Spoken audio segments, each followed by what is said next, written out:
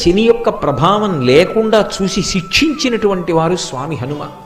అప్పుడు శరీరము శిథిలమై స్వామి హనుమని ప్రార్థన చేశాడు శనీశ్వరుడు.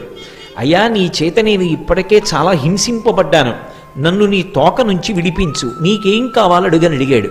అడిగితే స్వామి హనుమ శనీశ్వరుని నుండి ఒక మాట పుచ్చుకున్నారు. ఎవరు నాకు పరమ భక్తులై ఉంటారో అటువంటి వారి జోలికి నువ్వు వెళ్ళకూడదు.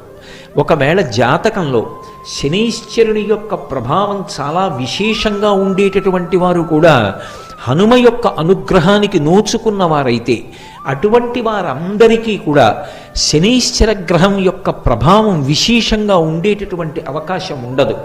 అది హనుమ పుచ్చుకున్నటువంటి మాట.